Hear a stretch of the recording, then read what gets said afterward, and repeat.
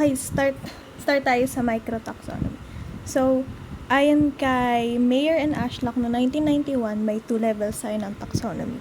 Una yung microtaxonomy, ito yung mga concerned sa about sa species na level. Kasi 'di ba meron tayong different levels ng taxa. Meron tayong domain, kingdom, phylum, class, order, family, genus, and then species. Out of everything doon, basta lahat na nagko-concern sa species, lahat yon tinatawag na microtaxonomy. Micro kasi maliit lang. Anything from subgenus to domain, lahat ng mga malalaking taxa, ang tawag na doon sa mga concepts na concerned doon ay macrotaxonomy. Macro means malaki. So, ayun. Next naman is yung definition ng species. Kasi may iba-ibang definition yung word na species, depende kung anong concept yung titingnan mo. Una is yung biological species concept. Ito yung pinaka-common and ito yung una nating nalalaman sa mga lower levels like sa high school. So, ang ibig sabihin lang nitong biological species concept, ang dalawang organism ay considered na same species kung kapag nag-interbreed sila or nag-breed sila, tapos yung magiging anak nila or yung offspring nila ay kaya ring mag-interbreed sa another organism of the same species. Considered sila as same species. For example, like isang pusa tapos another pusa. Pag nag-interbreed sila, yung anak nila kaya ring mag-interbreed sa another pusa. Considered sila as isang buong species ng Felis catus. Pero for another example is yung horse and donkey. Pag kaya nilang mag-interbreed, pero yung magiging anak nila is mule, which is yung mga mules kapag hindi sila capable na mag-reproduce, parang baog sila. Kasi so ibig sabihin nun, hindi yung horse tsaka yung donkey, hindi sila parehas na species na kahit kaya nilang mag-reproduce ng mag-produce ng offspring. Kung yung offspring nila hindi kayang mag-reproduce, hindi sila considered na same species. Ayan. So, yun yung advantage niya, lagi siyang gamit. Ang disadvantage niya, hindi siya ma-apply sa mga animals na nagpa-produce as asexually. Ano ba yung mga asexual reproduction? Like budding, binary fission sa mga lower forms, like sa mga planaria. Tapos, uncertain for populations that are physically separated and don't have the opportunity to breed naturally. Yun yung mga geographically separated na mga animals. Tapos, next, can't be applied to fossil species. Next naman is morphological species concept. Morphological, ibig sabihin nun yung mga gross structures, yung mga parte ng katawan na nakikita, nakahawakan. So, ang ibig sabihin lang nito, mako-consider na same species yung dalawang animals kung pareha sila ng structures. For example, parehas ng number ng legs, tas parehas din yung kulay, basta parehas yung itsura. Morphological species concept yun. Ang advantage nito, very simple lang, widely used din siya. So, madali mo lang kasi siya makikita. Kung titignan mo lang kung magkamukha sila, ibig sabihin, same species sila.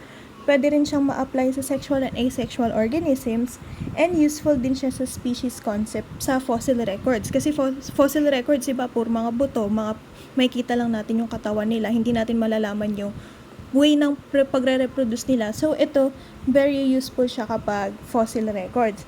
Pero ang disadvantage nito is too much variation within a species. May mga variations within a certain species sa kanilang morphology. Example nito, Epipremnum pinnatum. Ito nasa PLM to, kung makikita nyo to. Ayan. It looks different in its juvenile and adult stage. So, kung makikita natin, ito siya nung bata siya, 'di ba? Parang very straight yung niya, very acuminate yung tip niya, tapos hindi siya lobed. Ayan. Pero pagdating niyan sa adult stage niya, para na siyang merong mga lobes sa tapos parang sobrang laki na niya, ganon. Ang magkaiba na silang ng itsura. Pero, isang species lang talaga sila. So, kung gagamitin mo yung morphological species concept, masasabi mo ba na magkaibang species sila kasi hindi sila magkamukha, di ba? Parang ganon. Next naman is Philodendron squamiferum. Ganon din siya.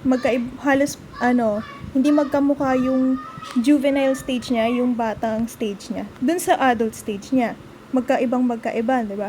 So, paano mo malalaman paano mo masasabing different species sila dahil lang ba sa itsura nila?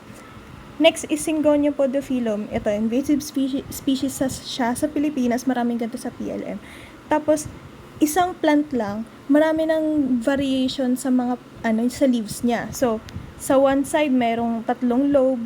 Tapos, pag tinignan mo sa another side niya, may 5 lobe, may 11, may 9. So, hindi mo masasabi kung ano ba sila, magkaiba ba sila ng species. Isang halaman nga siya. So, ay ganito rin yung niya, mga examples pa. Ito. Yan. In animals naman, variations in wing color and pattern due to climatic factors. Tulad nitong mga, mga butterflies na to.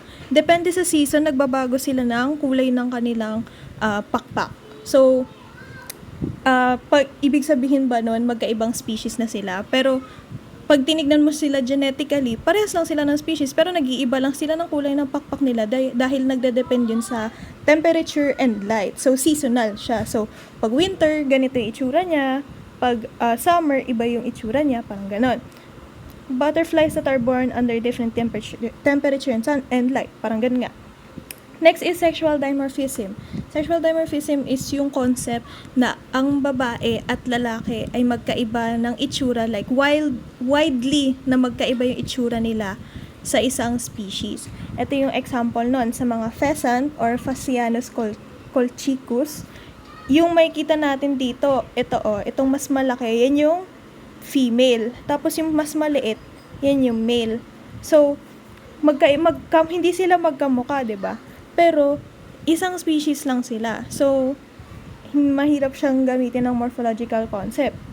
And dito rin sa spiders na to, most of the time, mas malalaki yung mga babae sa sexual dimorphism. Isa din to sa key features ng mga roundworms, mga parasites. Kasi kung makikita natin sa dati nating mga lessons, yung mga female na tapeworms, female na mga pinworms, malalaki sila as in mahahaba. Tapos yung mga male counterparts nila, sobrang liliit lang. Ganon. Yun yung sexual dimorphism. Kapag sobrang magkaiba yung itsura ng lalaki at babae sa isang species. Next, morphological characters are sometimes subjective and depend on expert opinion for key traits. So, syempre, ang itsura ng mga hindi definite na masasabi. For example, para sa kanya, ganito yung itsura nito, pero para sa kanya, ganito yung itsura. So, wala siyang concrete na parang basihan. Next naman is species can be morphologically indistinguishable but are clearly different lineages like the viceroy and monarch butterfly. Ito yung sa mga forms ng mimicry in nature para hindi sila makain or to prevent predation. Isa dito is yung monarch and viceroy butterfly. Yung monarch butterfly, distasteful siya. Ibig sabihin, pag kinain siya ng mga ibon, iba yung lasa niya or siguro nagsisecrete siya ng chemicals na hindi favorable para sa mga birds. Etong viceroy butterfly naman, hindi siya ganon. So, masarap siya para sa mga birds. Ayaw niyang makain siya for sure. So ang ginawa ng viceroy butterfly is ginaya niya yung patterns or yung wing patterns ng mga monarch butterfly. So, kasi natuto na yung mga birds na na pag kinain nila yung monarch, pangit yung lasa. So, hindi na rin, kung makita nila yung viceroy butterfly, tapos nakita nila same pattern, iisipin nila, hindi ko na ito kakainin kasi pangit yung lasa niyan. So, ganon. It's mimicry ang tawag dun. So, next naman is phylogenetic species concept. Phylogenetic, ibig sabihin, sa lineage niya or sa mga ancestors niya nakabase. Distinct from other classes and show a pattern of relationship, descent from a common ancestor. So, tinignan nito yung kung saan ba siya galing sa yung mga ancestors niya. So, presence of derived traits or apomorphy. Tapos, can be applied to extinct species, give importance to info obtained from DNA analysis. So, basta ang ibig sabihin lang ng concept na to is ibabase mo siya depende kung sino yung mga ancestors niya. Ito yung meron tayong 2 types ng mga naturalists. So, pwedeng lumpers, sila yung mga content na sila sa number of species. And meron ding mga splitters na gusto nilang paliitin pa or paramihin pa yung species into smaller groups for small morphological differences. So, ang ibig sabihin lang nito, ito yung mga scientists na sobrang like maliit na detail lang na nagkaiba sa dalawang animal. Sasabihin nila, ay, another species na yan, ganon. Yun yung mga splitters. Tapos yung lumpers, chill lang sila, hindi nila ginagalaw, ganon. So, ang disadvantage nitong concept na to is detailed evolutionary histories are not readily available for many groups of organisms. Mahirap i-trace ang lineage ng every single organism sa mundo kasi sobrang daming species. Tapos gagawan mo sila lahat ng lineage or ng phylogenetic tree. Mahirap 'yon. Encourages extreme division of species into ever smaller groups due to slight differences among any group of organisms. So, ito yung dito pumasok yung mga lumpers and splitters kasi ini-encourage nito na parang onting difference lang, ibig sabihin another species na siya, 'di ba? So, dumadami yung species. Tapos, ito yung ibig sabihin ng phylogeny. It is yung evolutionary history of a species. So, ayun, sa phylogenetic concept of species, depende sa kanilang lineage or sa phylogeny nila. Ayan. Phylogenies are determined through, number 1 is developmental traits or embryology. So, may kita natin dito yung different stages ng different animals sa pag-develop ng kanilang embryo. Kung makikita natin dito sa first row, 'di ba? Magkakamukha sila, lahat sila ay may gill slits or pouches doon sa post-anal tail. Kung makikita natin dito, ayan, nakaturo na siya. Tapos meron din siyang tail. Yan. Tapos in some vertebrate groups. So, lahat yan vertebrates, 'di ba? Hindi natin ma-distinguish yung isa sa isa. Tapos habang nagde-develop sila, saka lang natin nakikita yung mga differences nila. So, ibig sabihin nito, pag pare-pareha sila ng itsura sa early stages ng embryonic development nila, ibig sabihin, may common lineage sila. So, ayun. Ayan. Ito is fun fact ni Ma'am Vito. Sabi niya, gill slits or pharyngeal slits develop into bones of the inner ear and jaw in humans while the tail becomes the coccyx or yung pinaka-dulong vertebrate sa may puwet. Yun yung tail natin. Technically, tail natin nung nagde-develop tayo dito. Yan. So, next, structural traits or homology. Kung sinabi natin homology, ibig sabihin, or homology or homologous structures, ibig sabihin lang nun, yun yung mga structures na may different functions, pero same yung bone structure. Example dito, ayan, di ba yung human, horse, cat, bat, bird, and whale, magkakaiba sila ng function sa arms nila. Sa human for grabbing, sa horse for walking or galloping, sa cat same din, sa bat for flying, tas sa bird flying din, tas sa whale for swimming. Pero magkakaiba yun ng functions, diba? Pero pag tinignan mo sila anatomically, pare-parehas lang halos yung structures. Meron ditong malaking bone, isang bone sa kanilang upper arm, tapos dalawang bone dito sa lower arm. Tapos meron silang mga phalanges dito, ayan. 'Di ba? So ayun, ibig sabihin ng homologous structures ay different functions pero parehas ng structures. Next is molecular traits. Ito naman yung concern sa genetics and molecular biology. Din na natin malalaman kung magkamag-anak ba yung dalawang animals by evolutionary relationships among species are reflected in DNA and proteins. So, mas precise na to kasi tinitingnan mo na talaga each and every amino acid sa kanilang DNA. For example, makikita natin dito sa tunicates, yellowfin tuna, coqui frog, green sea turtle, and wallaby, hoary bat, and humans. So, tingnan natin kung ano ba yung mga ano yung pinaka-similar sa humans. 'Di ba? Ang pinaka-similar is yung bat. Ibig sabihin, yung bat, yung pinaka-closely related natin sa set of animals na to. And kung makikita natin, yung yellowfin tuna, dalawang lang natin, parang 33 lang yung basis na in common. Ibig sabihin, malayo siya sa malayo siya compared sa atin sa humans. Kasi syempre, ang yellowfin tuna, isda na siya. So, malayo na talaga natin siya. Mas malapit ang mga bats kasi parehas tayong mga mammals sa kanila. Parang ganon, ititignan mo kung alin yung mga similarities dito sa mga sa mga genes natin. Tapos kung sino yung pinakamarami tayong similarity na genes, ibig sabihin, mas closely related tayo sa kanila. Ayan. Kung iti-take time din natin tong i-analyze. Kung i-compare natin tong linya ng human, yung mga amino acid sequences niya, kung i-compare natin yan sa lahat, makikita natin ang pinaka-common tayo ay sa monkey. Ayan. Tapos ang pinakamalayo siguro natin for sure is yung shark or frog, ganon. Next is common ancestry. Similar stages, so ito na yung summary natin. Para masasabi natin common yung ancestry nila, similar stages ng embryological development, similar anatomical structures regardless of function, and genetically similar. So kung check sila lahat dyan, ibig sabihin meron silang common ancestor. So ayun. Other definitions of a species, evolutionary species concept, must descend from a common ancestor. Parang phylogenetic species concept rin siya, pero more on sa evolution stuff. Hindi na to ni ma'am. Hindi na niya masyado in-elaborate.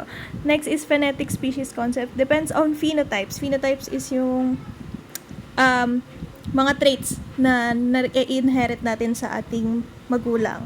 Species must be phenotypically similar. So, parang may mga traits dapat na magkapareho sa kanila para maging considered sila na species. Ito is another concept is Hox genes. Hox genes is mga genes na nag-specify ng tissue growth in a region of the body. So, sila yung nagdidikta kung kung to what part of the animal should this part grow. For example, ididikta niya yung mga cells dito na dapat dito liver ang mag-grow. So, sila yung nagdidikta nun. Ang tawag ng mga Hox genes. Next is speciation. Ito yung process ng formation of new and distinct species in the course of evolution. So, ang mga requirements para mag-occur ang speciation, number 1 is separation of the gene pool of the ancestral species into two separate gene pools. So, yung gene flow should be sufficiently reduced. Ano ba yung gene pool? Gene pool is the combination of all genes present in a reproducing population. So, kung lahat ng genes sa isang specific population is a group of species, di ba? So, yung lahat ng genes nila doon, ang tawag doon gene pool. Diverse and expected to withstand environmental changes. Kasi adapted na sila doon sa environment nila. Gene flow or migration is the transfer of genetic material from one population to another. Can take place with two population with the same species by migration. So, gene flow, ibig sabihin lang nito, yung mga genes mo or yung mga traits mo, napapasa mo sa ibang lugar. Ibig sabihin nun. Kasi, maybe due to migration or parang, mga migration nga. Pag pumunta ka sa ibang lugar, syempre madadala mo yung genes mo doon. Tapos, pwede mong mabigay yung traits mo sa mga animals doon. Kasi nga, nasa yung gene, tapos lumipat ka, edi yung gene mo, pwede na nilang ma-access, parang ganon. Next is, over time, allele and gene frequencies may change due to natural selection or genetic divergence. Ano ba yung allele? Allele is alternative form of gene or basta another tawag sa genes yun, allele. So, gene frequency, it is the ratio of our particular allele to the total of all other allele in the same gene of the given population. So, parang, iko-compare mo yung kung gaano ka frequent yung allele na ito sa another allele. For example, allele for having spotted wings, parang ganon. Tapos kung gaano ba siya ka-popular compared sa allele ng wings na mayroong stripes, parang ganon. So, ayun. Basta ang allele gene siya na nag-e-express ng isang characteristic. So, pwede kang by allele for eye color or allele for hair color, parang ganon. So, yung para masabi mong, so, to summarize lang nito is, para magkaroon ng speciation, dapat magkase-separate yung gene pool at over time, yung allele and gene frequencies mo magbabago dahil sa natural selection. Ayun. Next, ano ba yung natural selection? Natural selection is a concept introduced by Charles Darwin. It is a mechanism of evolution wherein the better adaptive organisms are most likely to survive. Of course, kung mas adapted ka sa environment mo, mas more likely kang magsusurvive. For example, sa isang area na puro madilim ganon, or kaya madilim yung dark yung bark ng mga trees, tas ikaw butterfly ka, kung dark din yung yung wings mo, tapos dumapo ka dun sa bark ng tree na dark din, syempre hindi ka makikita ng mga predators. Pero dun sa mga counterparts mo na medyo light yung wings nila, mas madali silang makikita ng mga predators. So sino unang makakain? Syempre sila. So yung ikaw na merong dark na wings, tas anyone na yung mga matitira ng mga kasama mo, syempre kayo yung mga magre-reproduce, kayo yung mga magsasurvive to pass on your genes to the next generation. So yun lang ang ibig sabihin ng natural selection. So how do species form? When a group of individuals remains isolated from the rest of a species long enough to evolve different traits. So, ang possible factors nito is loss of habitat, geographic isolation, and reproductive isolation.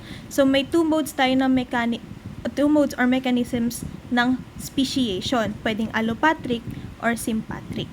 Ayan. So, una, allopatric. Allopatric is a population separated geographically, either by a natural barrier or when some individuals leave a population and find another. So, allopatric speciation, ibig sabihin lang nun, physical barrier ang meron sa kanila. For example, a river na hindi nila matawid, or like mountain ranges na hindi nila ma-cross over, parang ganun. Or pwedeng mga migratory birds na nag-migrate sa another lugar, tapos hindi na sila bumalik, parang ganon. Examples nito is finches of the Galapagos Islands. So, ito yung isa sa mga common stories kay Charles Darwin. Pumunta daw siya sa Galapagos Islands. Tapos, nakita daw niya yung mga finches from different islands. Iba, kahit galing sila sa isang species, pero pagdating nila sa different islands, nag-evolve na sila into different birds. Iba-iba na yung beaks nila, kasi sa island na to, ang pinaka main source ng food nila ay seeds, pero sa kabilang island, ang main source ng food nila ay mga shells, gano'n. So, magkakaiba na sila ng beaks. So, ang tawag doon, allopatric speciation. Kasi magkakaibang species na sila eh. Hindi na nila kaya mag-interbreed with each other kasi sobrang different na nila. Next is genetic separation. Kapag nag-lower yung genetic exchange nila, populations become genetically and morphologically different due to natural selection and genetic drift. Or, pag nagkaroon sila ng reproductive isolation. So, ano ba yung genetic drift?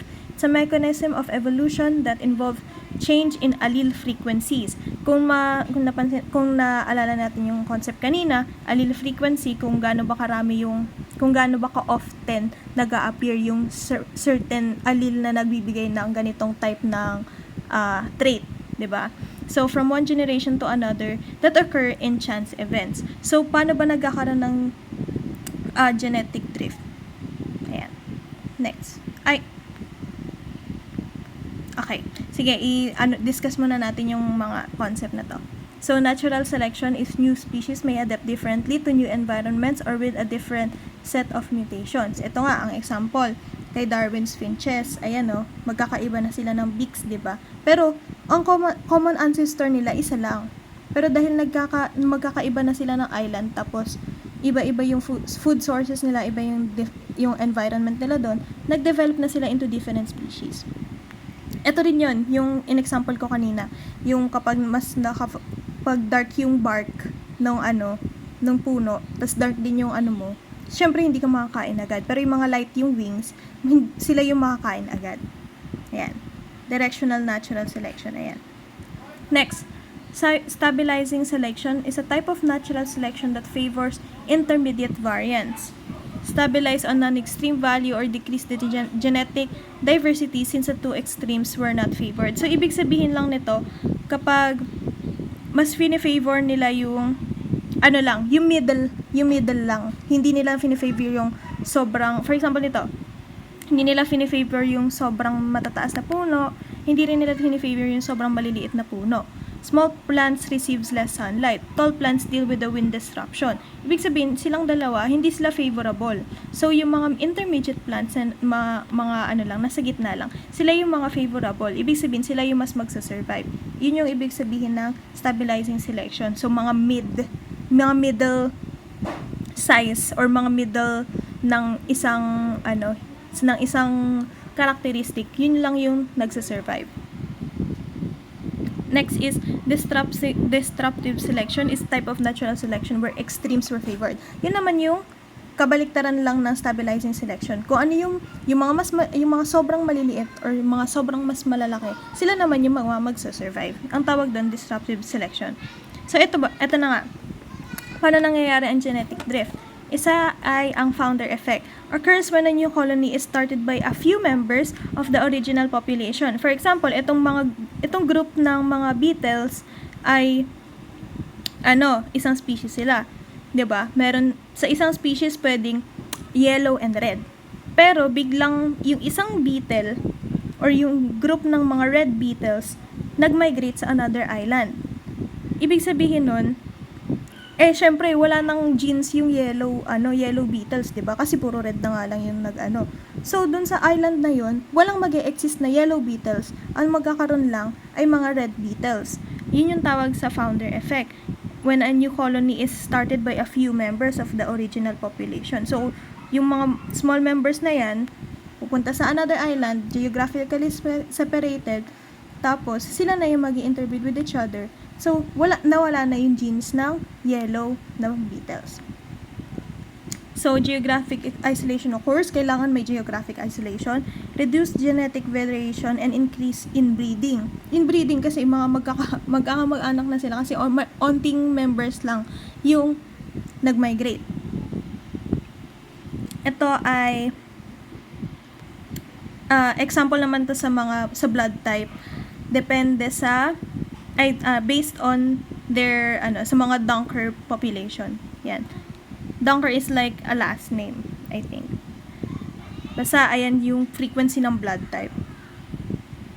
Next naman is genetic drift or bottleneck effect. Caused by intense competition, adverse environmental conditions or parasitism.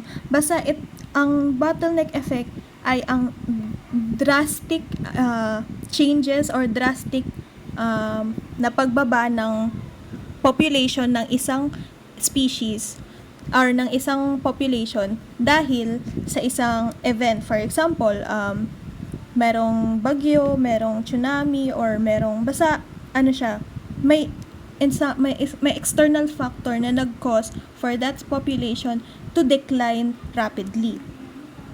So, increase the rate of random genetic drift. Inbreeding is also increased due to reduced genetic pool. Syempre, mas onti na sila. So, mas mataas yung chance na mag-inbreeding sila. Reduce resistance to parasite and diseases and the ability to respond to environmental changes. So, basta magkakaroon ng, yung dahil dun sa event na yon, ang tawag sa bottleneck event na yon, after nun, syempre, liliit yung population, 'di ba? So, magkakaroon siya ng basta bababa yung genetic diversity nila. So, ayan. So, for example, ito ay species ng frogs. Tapos, ito yung nila, genetically diverse pa sila nito. Tapos, biglang nagkaroon ng bottleneck event. For example, bottleneck event ay nagkaroon ng virus or nagkaroon ng fungi na wiped out almost everyone. So, bumaba yung population nila. genetic diversity lost. Yan, ito na yung population nila bumaba na. So, meron silang two paths. Pwede silang mag-recover. Yan, tas tataas ulit yung population nila. Or, pwedeng hindi nila na-survive yung pagbaba ng kanilang population and maging extinct na sila. Ito, ang example nito ay noong 1910, it is estimated that there were less than 100 elephant seals found in the Guadalupe Island of Mexico. Pero, nagkaroon sila ng recovery, tapos more than 150,000 na yung meron na elephant seal ngayon. So, ibig sabihin nun, nagkaroon ng bottleneck event. I'm not sure kung ano yung event na nangyari, kung bakit onti na lang sila. Pero nagkaroon sila ng recovery. So, sympatric speciation, another type na to ng speciation. Yung una yung allopatric, yun yung merong geographical separation. Ito naman is sympatric.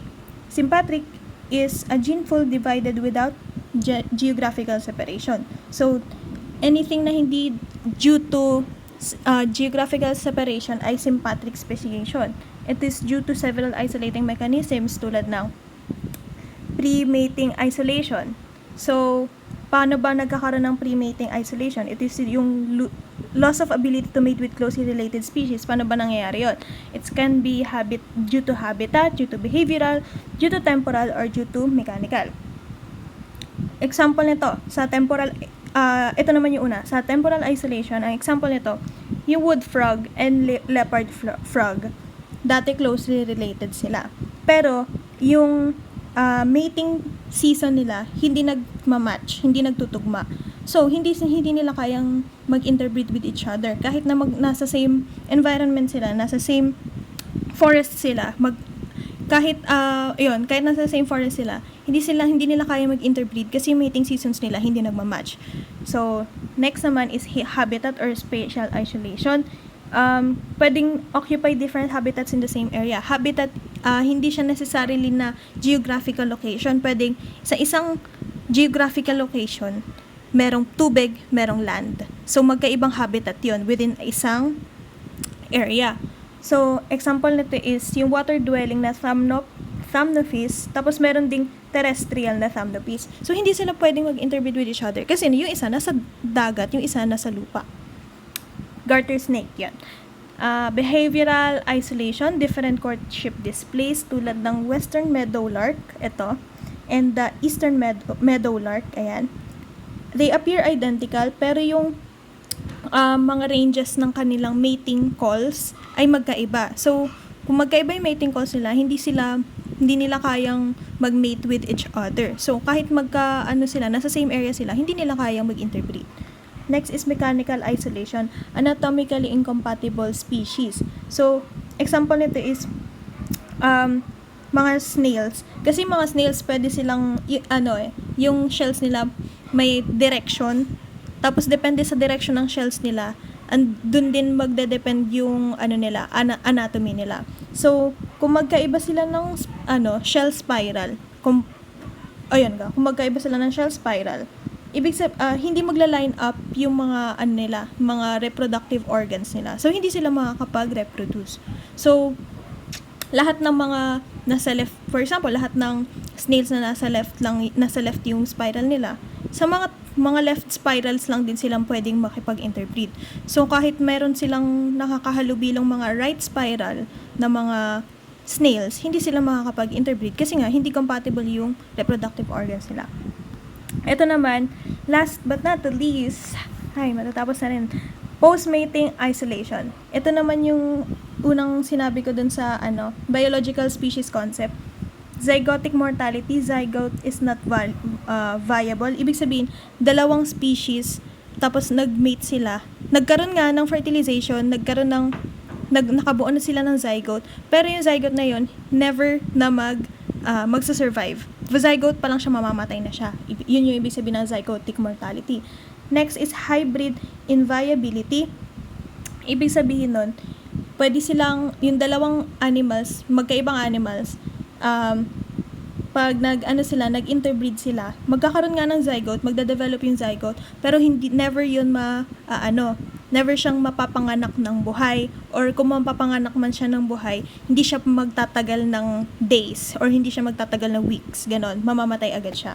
Tapos yung hybrid sterility naman, pwede silang mag-interbreed, pwedeng magkakaroon ng zygote, pwedeng mag-develop yung zygote, pwedeng maging live young, pwede siyang mapanganak, pero yung mapapanganak nila, sterile siya or baog. Hindi niya kayang mag-interbreed with another animal. So, yun lang yung ibig sabihin niyang tatlong yan. Zygotic, ibig sabihin, yung zygote, mamamatay. Yung hybrid, inviability, yung anak nila mismo, or yung offspring, yun yung mamamatay. Tapos, hybrid sterility, yung anak naman nila ay hindi kayang mag-interbreed or sterile. So, ayan. Ito yung example ko kanina, yung horse and donkey. Ayan, o. So, yung female horse, tapos kapag ang male donkey nag-interbreed, ang magiging anak nila is mule, na may 63 chromosomes and sterile. Tapos yung female donkey naman, tapos yung male horse, pag nag-interbreed sila, ang tawag doon ay hini. Tapos yung chromosome niya magiging 64 and infertile pa rin. Ayan. So, that's it for microtaxonomy.